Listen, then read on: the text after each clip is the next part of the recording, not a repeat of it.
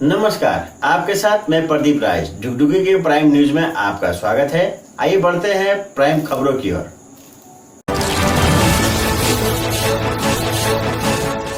धनबाद जिला में हिल कॉलोनी स्थित रेल एसपी के आवास की चारदीवारी से सटाकर रखे गए सैकड़ों केबल के कॉइल में आग लग गई। आग इतनी भीषण थी कि एक अग्निशामक वाहन से उस पर नियंत्रण नहीं पाया जा सका और 5 दमकल गाड़ियां इस आग को बुझाने में मशक्कत की, लेकिन सफलता अभी तक नहीं प्राप्त हुई। आग की लपटें इतनी तेज थी कि रेल एसपी के आवास तक लपटें पहुंच रही थी।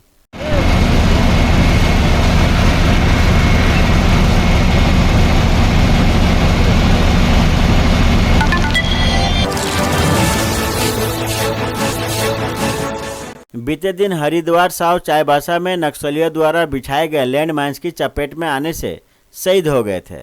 उनका पार्थिव शरीर गुरुवार की रात 2 बजे पलामू के उटारी रोड स्थित लहर बंजारी गांव पहुंचा। शहीद हरिद्वार साव के अंतिम दर्शन के लिए हजारों की संख्या में लोग घर पर पहुंचे। लहर बंजारी के ग्रामीण साफ बोलते हैं कि जिस तरह हरिद्वार साव शहीद हुए हैं, उसी तरह नक्सलियों को भी सरकार चुन चुन कर मार गिराए। उनके जाने से ग्रामीणों में काफ़ी दुख है। ग्रामीणों का कहना है कि इसी तरह नक्सल घटना हुई तो देश कैसे तरक्की करेगा। सरकार को सख्त कदम उठाने की ज़रूरत है। तो वहीं गांव के युवा अविनाश कुमार बताते हैं कि सरकार को चाहिए कि सख्त कदम उठाए।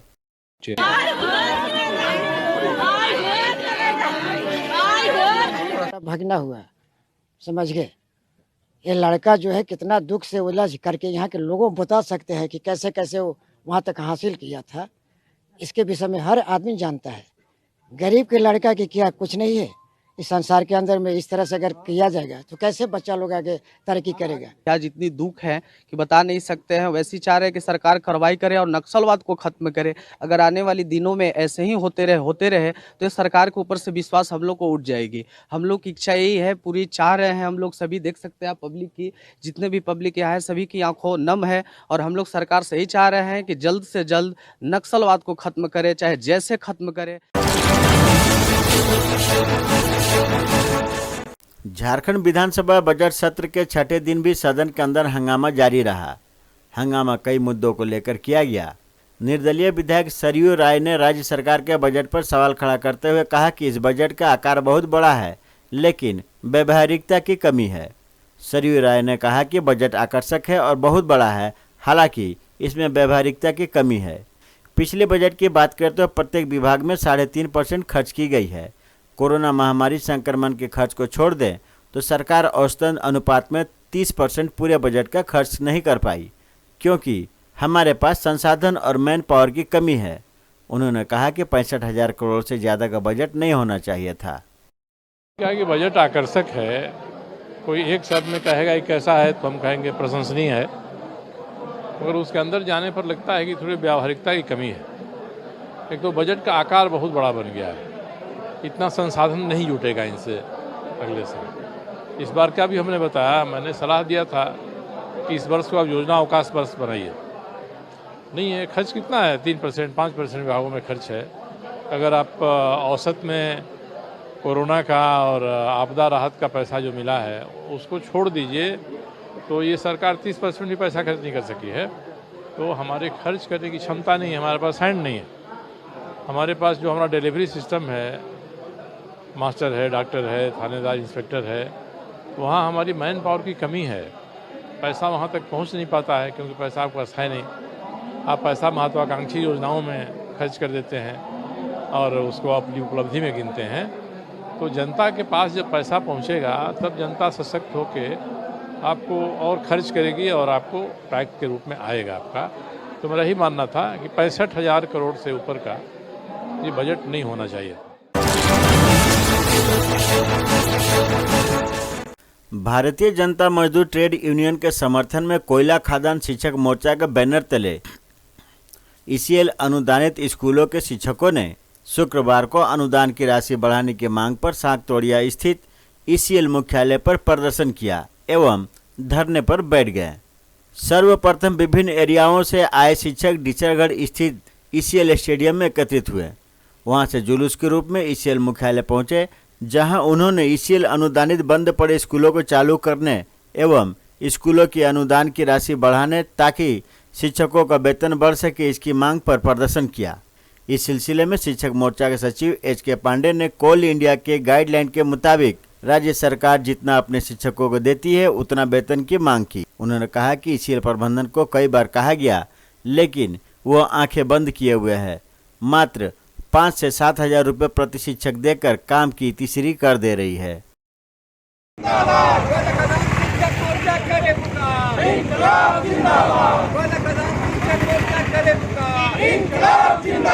जब तक शिक्षक भूखा है, जब तक शिक्षक भूखा है, इनकलाब जिंदाबाद, जिंदाबाद, जिंदाबाद। और हम लोगों ने, मेरे प्रेसिडेंट सत्यजीत अधिकारी, शिवदास बावड़ी जीएस, हम लोगों ने टीचर को मीटिंग करने के बाद हमने डीपी के साथ बैठक किया।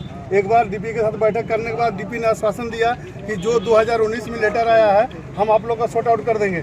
एम.के. सिंह के साथ भी हम लोग 2 बार बैठक किया, ट्रेड यूनियन का, हम खुद मौजूद थे वहाँ। लेकिन उन्होंने आश्वासन दिया। आश्वासन देने के बाद बोला कि 29 तारीख को जो जनवरी में आप लोग का जो डिपुटेशन है उसको उठा लीजिए। उठाने के बाद हम लोग इसको सॉर्ट आउट कर दे रहे हैं। उन्होंने कहा कि जो आपका पैसा कम हो रहा है पैसा हम नहीं देंगे, लेकिन उसके बावजूद भी जो CSR फंड का पैसा इन लोग रिटर्न चल जाता है। लेकिन इन लोग का इतना रुपया का इधर उधर घोटाला हो रहा है। इन लोग कोयला में चोरी में पकड़ा रहा है, सुसाइड कर दे रहा है। एकदम पूरा इसलिए जिम्मेदार है, इसका मैनेजमेंट जिम्मेदार है। शिवरात्रि, होली, रामनवमी, शब बारात को लेकर आसनसोल दुर्गापुर पुलिस कमिश्नरेट के कुल्टी थाना द्वारा शांति समन्वय की बैठक कुल्टी क्लब में किया गया, जिसमें कुल्टी, बड़ाकर, न्यामतपुर, चौरंगी थाना, कुल्टी ट्रैफिक एवं सागतोड़िया पुलिस प्रभारी सहित काफ़ी संख्या में पुलिस कमेटी के सदस्यों एवं जनप्रतिनिधियों ने भाग लिया। इस अवसर पर कुल्टी थाना प्रभारी असीम मजुमदार ने कहा, शांतिपूर्वक सभी पर्व मनाएं। शिवरात्रि के दिन कलश यात्रा में कम लोग जाएं और डीजे पर पूर्ण प्रतिबंध रहेगा और अश्लील गाने नहीं बजाएं। সেক্ষেত্রে দেখা যায় যে ওই একটা ছোট ইস্যু নিয়ে ওরা বড় আকার ধারণ করছে। তো যারা পুলিশ কমিটিতে এসছেন তারা ওই জিনিসগুলো একটু নজর রাখবেন। আর প্রশাসনের ব্যাপারে আমি এখন কিছু বলছি না, তবে এটা বলবো যে যে আমরা যে শিবরাত্রির যে কলস যাত্রা, যেহেতু কোভিডের সময় চলছে, তো মাস্ক তো অবশ্যই ইউজ করবেন। আর যে আকারে আগে করতেন এমন এমন গান বাজায় মানে খুব প্রোগ্রামিক সং, মানে যেগুলো আর কি অন্য জাতি ধর্মকে আঘাত করতে পারে, এই ধরনের ওই যে গানগুলো দয়া করে বাজানো না। এগুলো বাজালে এর থেকে আবার একটা বড় আকারে ছড়াতে পারে, ঝামেলা ছড়াতে পারে।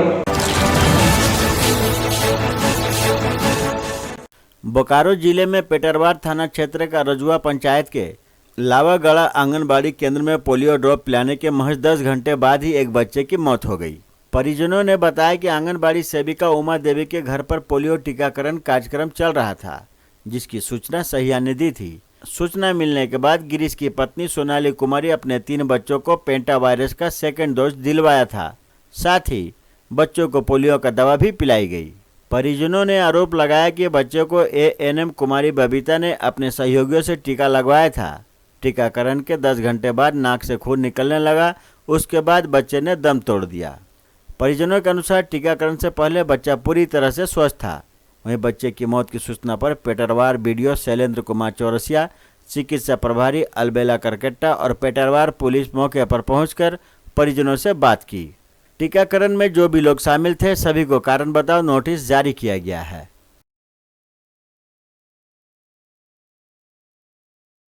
बबीता के अलावा और 2 लड़की आई थी, जो कुमारी बबीता एनम जी जो थी वो अपने पढ़ाई लिखाई में ध्यान दी थी, और जो बच्चा को ट्रीटमेंट की जो उसका 2 हेल्पर आई थी, उसका नाम तो हम लोग को पता नहीं, लेकिन वो स्टाफ रखी या कुछ रखी, अपने से सुई नहीं डाली थी एनम जी ने, वो 2 स्टाफ से डलवाई।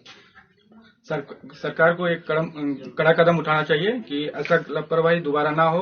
किसी घर का वारिस था, वो ये अब नहीं रहा बच्चा।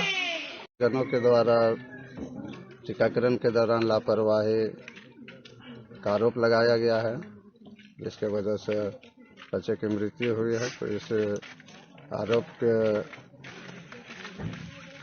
तह में जाने के लिए, इसकी पूर्ण जांच के लिए हम लोगों ने प्रशासन से आग्रह किया था कि पोस्टमार्टम बच्चे का कराया जाएगा, जो स्टेप होता है जांच के लिए, लेकिन चूँकि बच्चे की छोटे स्थिति को देखते हुए परिजनों ने कहा कि हम लोग पोस्टमार्टम नहीं चाहते हैं, लेकिन जिसके लापरवाही की वजह से भी एक दिक्कत हुई है उस पर कार्रवाई की जाए।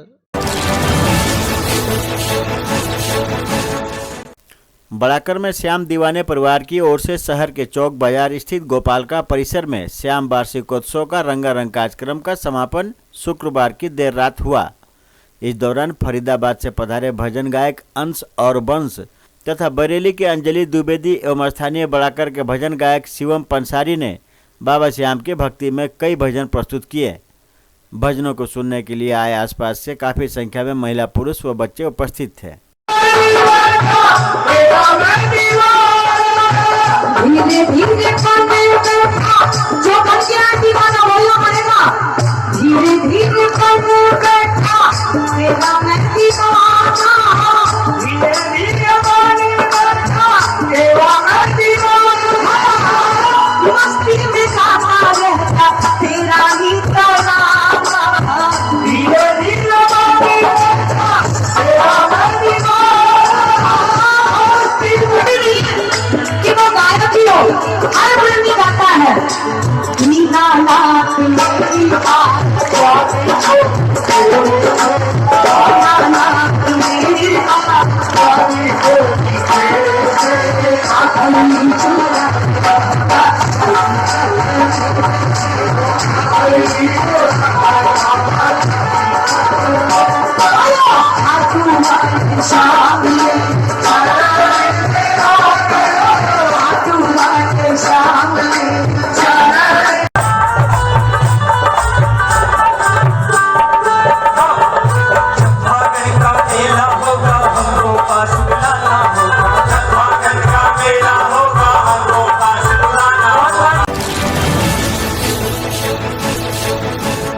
धनबाद कोर्ट स्थित रोड के बगल में वकील साहब का गाड़ी का चालान काटने से मची बवाल।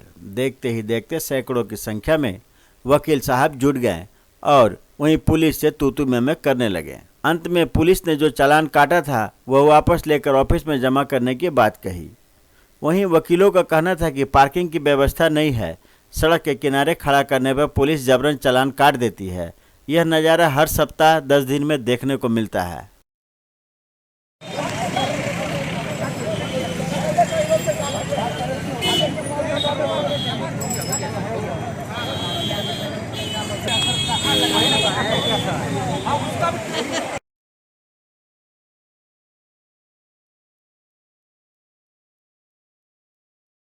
नो पार्किंग लोग गाइड लगाना, उसको हम आदेशा अनुसार हम नो पार्किंग के कागज साथ करेंगे। वकील साहब लोगों का क्या कहना है? उनका क्या नहीं सकना है, हम लोग गाड़ी नहीं सकना है, यही कहना है कि अभी कीजिए, बोर्ड लगवाइए। ये काम तो नगर निगम काम है, जो मेरा काम है।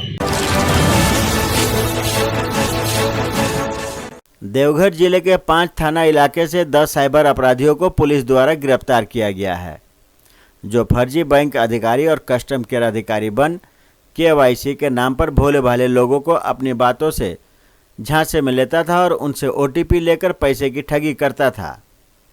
पुलिस ने गिरफ्तार साइबर अपराधियों के पास से 14 mobile, 20 SIM card, 4 passbook, 1 chequebook, 4 ATM और 1 लैपटॉप, मोटरसाइकिल, 2 4 पहिया वाहन भी बरामद किया है।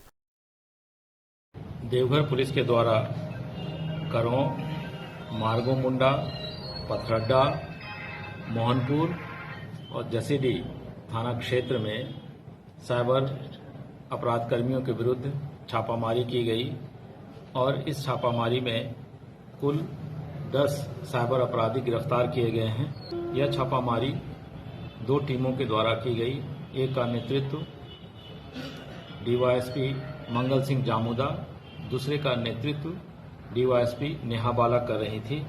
यह बात उल्लेखनीय है कि एक मामला आया था डॉक्टर स्वरूप चटर्जी का, जिनके खाते से 25 लाख की अवैध निकासी की गई थी, ठगी की गई थी, उसका एक अभियुक्त फाल्गुनी मंडल जो मोहनपुर का रहने वाला है, उसकी भी गिरफ्तारी हुई है। तो ये थी अब तक की खबरें। आप देख रहे थे डुगडुगी न्यूज। अब मुझे दीजिए इजाजत और हमारे चैनल को सब्सक्राइब जरूर करें। नमस्कार।